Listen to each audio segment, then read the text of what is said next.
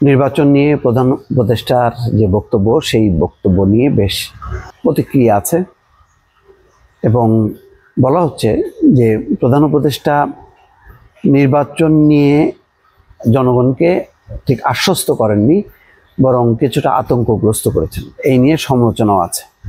সেই সমালোচনার ব্যাপারে বলা হচ্ছে, আগামী সংসদ নির্বাচন বানচালের চেষ্টা হবে বলে আশঙ্কা করেছেন ডক্টর মোহাম্মদ ইউনূস। বিভিন্ন রাজনৈতিক দলের নেতা এবং বিশিষ্টজন তার এই বক্তব্যের প্রতিক্রিয়া দিয়েছেন।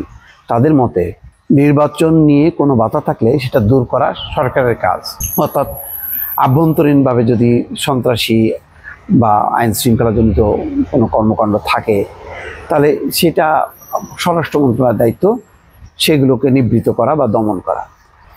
বিশিষ্টজনরা বলছেন সেটাকে জনগণের সামনে এভাবে উপস্থাপন করলে ভীতি সৃষ্টি হতে পারে, মনে হতে পারে তাহলে নির্বাচন এই পরিস্থিতিতে নাও হতে পারে। ভীতি সৃষ্টি করা সরকারের কাজ না।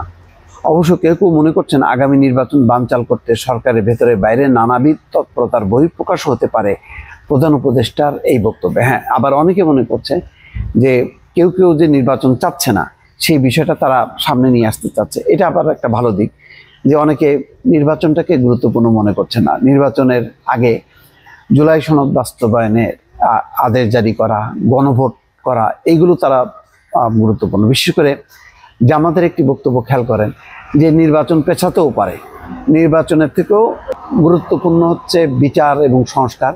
এই কথাটা কালকে থেকে কিন্তু আবার জোরে সোরে বলা শুরু করেছে এনসিপি নেতারা। তো সব মিলায় মনে হচ্ছে যে নির্বাচন যদি আরও 6 মাস পেছায় তাহলে অসুবিধা নেই। সেখানে নির্বাচিত সংসদের বাইরেই সংবিধান সংশোধন করা, সাংবিধানিক আদেশ জারি করা, তার ভিত্তিতে গণভোট তৈরি করা, এইগুলি হচ্ছে খুব গুরুত্বপূর্ণ। এবং এটাই হয়তো ডক্টর মোহাম্মদ ইউনূস সতর্ক করেছেন যে সামনে যেহেতু নির্বাচন আছে তার আগে এই প্রসঙ্গগুলি তুলে নির্বাচনকে বাধাগ্রস্ত করা, দেশে এবং বিদেশ থেকে। বিদেশের কথা বলার একটা কারণ আছে, শেখ হাসিনা একটা নির্বাচন নিয়ে কঠিন হুমকি দিয়েছেন, বলেছেন যে আওয়ামী লীগকে বাদ দিয়ে নির্বাচন করলে আওয়ামী লীগ বয়কট করবে এবং একই সঙ্গে আর একটা বিভেদের রাস্তা তৈরি হবে। সুতরাং অংশগ্রহণমূলক একটা নির্বাচনের দাবি, এটাও খুব গুরুত্ব দিয়ে দেখছে এই কারণে যে শেখ হাসিনার এই বক্তব্য আর ভারতের বক্তব্য কিন্তু একই। কয়েকদিন আগে ঢাকা থেকে যে সাংবাদিকদেরকে নিয়ে গিয়েছিল পররাষ্ট্র মন্ত্রণালয় ভারতীয়, সেখানে কিন্তু পররাষ্ট্র সচিব বলেছে ভারত সরকার বাংলাদেশে একটি অন্তর্ভুক্তিমূলক স্বচ্ছ নির্বাচন দেখতে চায়। অবশ্য এই বক্তব্যের প্রেক্ষিতে আবার পররাষ্ট্র উপদেষ্টা তৌহিদ হোসেন রিয়াক্ট করেছেন।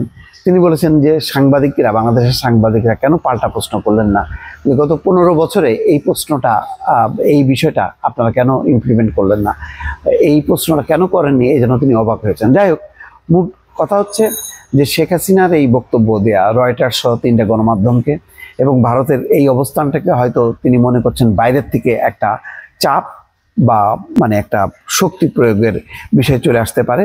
আর আভ্যন্তরীণভাবে যে যারা নির্বাচন চায় না, এখন ঠিক কোনটা বোঝাতে চাচ্ছে ডক্টর মোহাম্মদ ইউনূস সেটা কিন্তু পরিষ্কার না হওয়াতে যে কেউ কেউ ভেতর থেকে এবং বাইরে থেকে, তাহলে পাবলিকলি যখন নাকি এরকম কেউ কেউ আসে তখন জিনিসটা আসে মানুষের মধ্যে একটা শঙ্কা তৈরি হয়, অনিশ্চয়তা তৈরি হয়।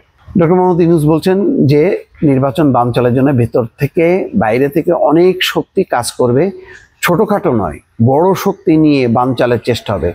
যদিও নির্বাচন বানচালের ছোট বা বড় শক্তি কারা, ভেতর থেকে বাইরে থেকে কারা, এসব তিনি উল্লেখ করেননি। তবে তিনি বলেন যত ঝড়ঝঞ্ঝায় আসুক না কেন সেটা অতিক্রম করতে হবে। এটা ভালো, কিন্তু বিপদটা কোন দিকে, কারা কারা করতেছে, এই বিষয়গুলি খোলাসা করার দরকার ছিল, তাহলে পাবলিক বুঝতে পারতো। এখন ওইটা বিপদ হলো ভেতর থেকে কারা নির্বাচন চায় না, এটা মানুষ কিন্তু মোটামুটি এখন বুঝতে শুরু করছে।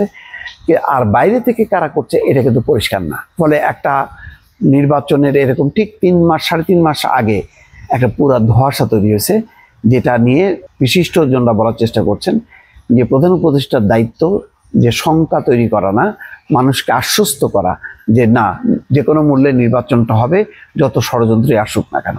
কিন্তু বলছেন যখন যে ভেতর থেকে এবং বাইরে থেকে বড় বিপদ আসবে নির্বাচন বানচালের জন্য, তখন প্রশ্ন আসে ভিতরে কারা বাইরে কারা, যার উত্তর না হতে জনমনে এবং বিভিন্ন রাজনৈতিক মহলে একটা প্রশ্ন যে তাহলে কি নির্বাচন ঠিক সময় হচ্ছে না।